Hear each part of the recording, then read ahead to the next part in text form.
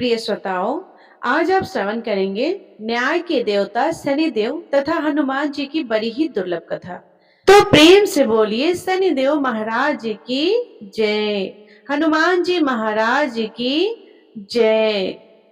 पुराणों के अनुसार शनिदेव का एक नाम कृष्ण भी है। यह नाम स्वयं श्री कृष्ण भगवान ने शनिदेव को दिया था। आज के दिन जो भी मनुष्य इस व्रत को करता है या कथा का श्रवण करता है, तो उन भक्तों पर शनिदेव के साथ साथ हनुमान जी की कृपा भी प्राप्त होती है। क्योंकि शनि दोष से परेशान मनुष्य इस दिन हनुमान जी की कथा को सुनने तथा भजन कीर्तन करने से उनकी सभी प्रकार के ग्रह और साधे साथी दैया समाप्त हो जाती है और साथ ही शनिदेव की कृपा से भक्तों को रोगों से मुक्ति मिलती है। तो प्रिय श्रोताओं, आइए श्रवण करते हैं दुख दरिद्र को दूर करने वाली शनिदेव की बड़ी ही दुर्लभ कथा। किसी गांव में एक बहुत ही विद्वान ब्राह्मण रहा करता था। एक दिन रात्रि में उसने सपने में देखा कि एक नीला वस्त्र पहने हुए बहुत ही दिव्य पुरुष उसे कह रहा है कि हे ब्राह्मण देवता, मैं तुझे लगूंगा। अब देखिए, यह सपना उस ब्राह्मण को रोज दिखाई देता। इससे वह परेशान हो गया और दुबला पतला हो गया। उसका स्वास्थ्य बहुत ही गिरने लगा। एक दिन उसकी पत्नी ने कहा, देखिए, मैं आपको कितना अच्छे से खाना खिलाती हूँ, मेवा मिठाई खिलाती हूँ, दूध मलाई खिलाती हूँ, अच्छा भोजन आहार पका कर खिलाती हूँ, फिर भी आप इतने दुबले पतले क्यों होते जा रहे हैं? इसका क्या कारण है? प्रिय श्रोताओं, उस ब्राह्मण ने अपनी पत्नी से अपना सारा हाल बताया कि मेरे सपने में एक नीले कपड़े पहने हुए बहुत ही दिव्य पुरुष आते हैं। वे मुझसे कहते हैं कि हे ब्राह्मण, मैं तुझे लगूंगा। अब यही सोचकर मुझे भूख प्यास नहीं लगती। मैं दुबला पुतला होते जा रहा हूँ। तब ब्राह्मणी ने कहा, पतिदेव, मुझे लगता है कि आपको शनि भगवान दर्शन देते हैं। आपके ऊपर शनि की दशा शुरू होने वाली है, इसलिए आपको वे सचेत करते हैं। अवश्य ही वे शनि महाराज हैं। अब की बार जब दिखे तो आप उनसे कहिएगा कि आप मुझे सिर्फ सवा पहर की ही लगना। प्रिय श्रोताओं, उसी दिन जब रात्रि होती है तो ब्राह्मण फिर से सोता है और उसके सपने में शनि भगवान दर्शन देते हैं और कहते हैं कि हे ब्राह्मण, आज मैं तुझे लगूंगा। तब ब्राह्मण ने कहा कि हे भगवान, यदि आप लगना ही चाहते हो तो लग जाइए, लेकिन यह तो बताइए कि भगवान आप कितने दिनों के लिए लगोगे? तब शनिदेव ने कहा, हे ब्राह्मण, तुम्हारे ऊपर साढ़े साती शुरू होने वाली है।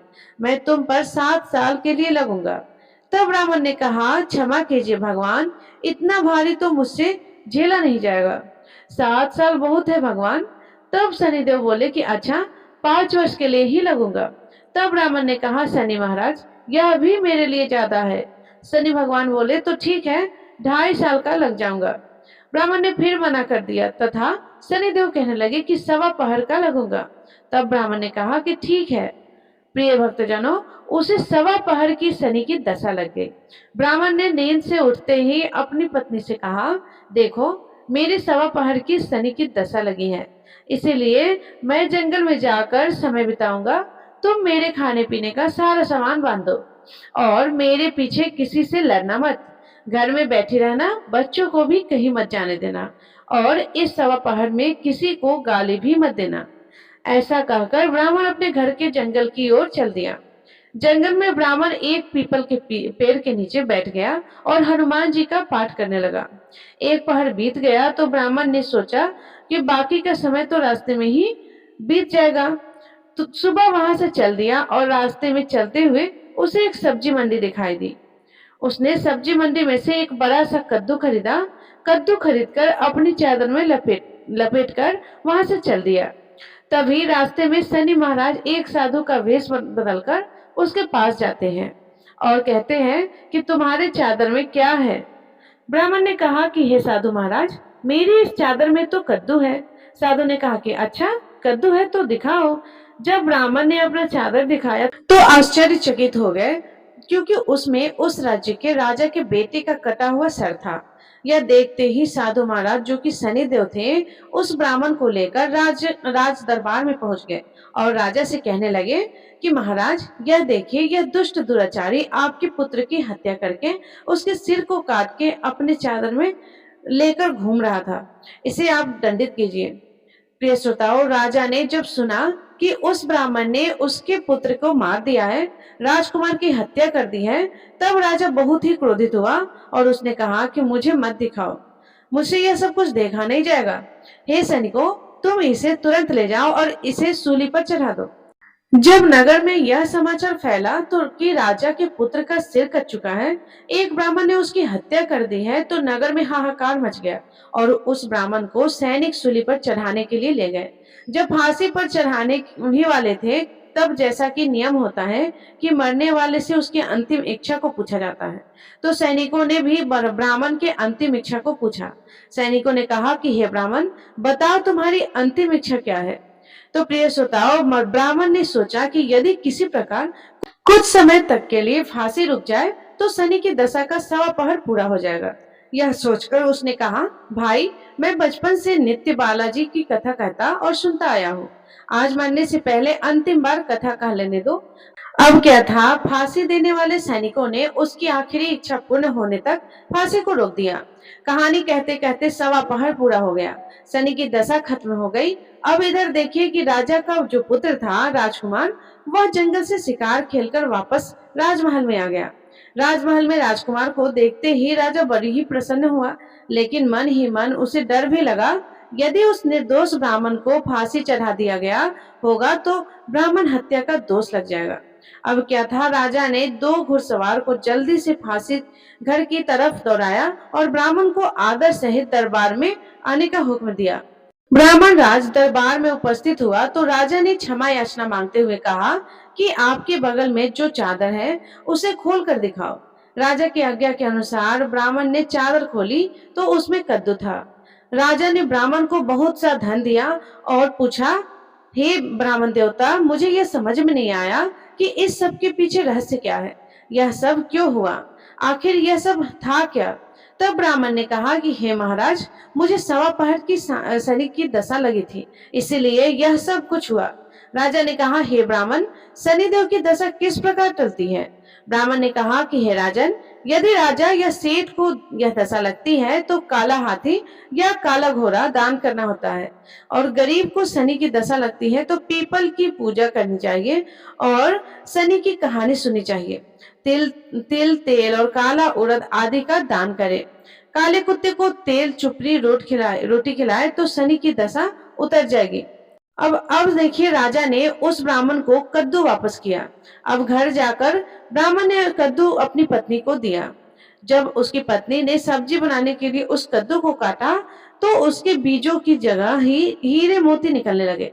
तब ब्राह्मणी ने पूछा कि हे पतिदेव, यह सब क्या है, इसमें से हीरे मोती कैसे निकल रहे हैं, इसे कहां से लाए हैं। तो ब्राह्मण ने कहा कि हे प्रिय, जब शनि की दशा लगी थी तो यह कद्दू कुंवर का सिर बन गया था, और जब दशा उतरी है तो शनि महाराज ने कैसे निहाल कर दिया, हमें मालामाल कर दिया। तो प्रिय श्रोताओं, इस प्रकार शनिवार व्रत की कथा समाप्त होती है। हे शनि देवता, जैसे ब्राह्मण को शनि की दशा लगी थी, वैसे किसी को भी शनि की दशा ना लगे। जैसे ब्राह्मण को धन दौलत मिला, वैसे सबको धन दौलत मिले। कथा कहानी कहते सुनते हुंकार भरते सबको मिले। तो बोलिए श्री शनिदेव महाराज की जय। ओम नमः शिवाय। प्रिय श्रोताओं, अब सुनिए हनुमान जी की कथा। पौराणिक कथा के अनुसार बहुत समय पहले की बात है। एक साहूकारनी थी, उसका बेटा और बहू थे। पति की मृत्यु युवावस्था में ही हो गई थी, और इस तरह उस साहूकारनी का रोज का नियम था, वह हनुमान जी के मंदिर में जाती और साथ में हलवा पूरी तथा चूरमा बनाकर ले जाती और हनुमान जी से कहती, कांधे सोटो लाल लंगोटो, हनुमान जी खायो चूरमे और रोटी, मैंने तुम्हें दिया जवानी में, तुम मुझे देना बुढ़ापे में। अब क्या था, पूजा करने के बाद वह साहूकारनी अपने घर आई तो उसकी बहू बोली, सासू जी, तुम चूरमा रोटी लेकर कहाँ जाती हो रोज। वह साहूकारनी बोली कि मैं बालाजी के मंदिर में जाती हूँ। फिर उसकी बहू ने बोला कि मंदिर में तो नहीं जाती आप, हमें तो लगता है कि आप अपने खाने के लिए रोज चूरमा और हलवा बनाती है और चोरी छुपके जाकर कहीं खा लेती है।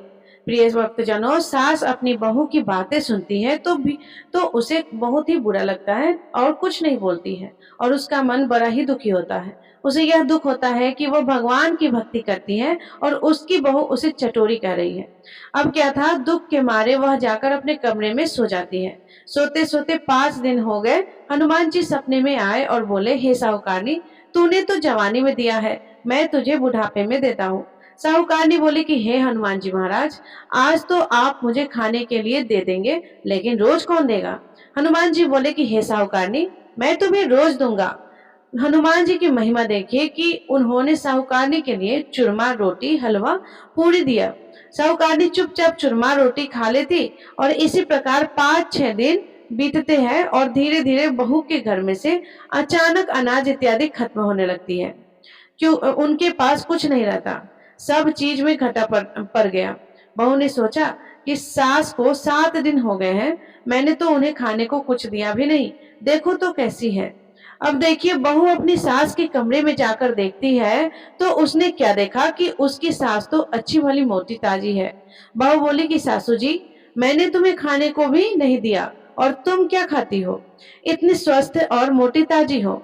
सास बोली कि मुझे तो हनुमान जी मीठी मीठी हलवा और रोटी दे जाते हैं, मैं वही खाती हूँ। बहू सास के पैर में गिर गई और उसे पछतावा हुआ। वह बोली, हे सासू माँ, हम तो तुम्हारे भाग्य का खाते हैं, हमारे घर में तो कुछ भी नहीं है। मैंने आपको खाना दे दिया, मैंने आपकी भक्ति को झूठा समझा, आपको चटोरी समझा, इसलिए भगवान ने मुझे दंड दिया है। 7 दिन के अंदर ही हमारे घर से अनाज, धन इत्यादि समाप्त हो गया। हे सासू माँ, अब आप ही सब कुछ संभालो, मुझे आपकी भक्ति पर विश्वास हो गया। आपने हनुमान जी को भोग लगाया जवानी में और हनुमान जी ने आपको वही भोग बुढ़ापे में लौटाया है। आपका पेट भरा हनुमान जी की महिमा अपार है, कोटि कोटि प्रणाम है। प्रिय भक्तजनों, अब क्या था, उस सास ने खुशी खुशी घर की सारी जिम्मेदारी संभाल ली और सास यानी कि वह साहूकारनी हनुमान जी को रोज चूरमा, रोटी, हलवा, पूरी खिलाती करती और हलवा पूरी चढ़ाया करती थी। फिर घर में बहुत बरकत हुई और खूब धन धान्य आने लगा। हे हनुमान जी महाराज, हे बालाजी महाराज, जैसे आपने उस साहूकारनी को दिया वैसे सबको देना, सबके घर में अन्न धन के भंडार भरे रहना, सब भला और मंगल करना। इस कथा कहानी को कहने सुनने वाले भक्तों को और अहंकार भरने वाले भक्तों को सभी को सुख समृद्धि देना। तो सभी प्रेम से बोलिए, पवन पुत्र हनुमान की जय, बजरंगबली महाराज की जय, सियापति रामचंद्र की जय, शनिदेव महाराज की जय। तो प्रिय श्रोताओ, ये थी शनिवार व्रत और हनुमान जी की पौराणिक कथा। यदि ये कथा आपको पसंद आई हो तो वीडियो को लाइक करके अपने दोस्तों के साथ शेयर जरूर कीजिएगा और कमेंट में जय श्री राम, जय शनिदेव महाराज अवश्य लिखिएगा।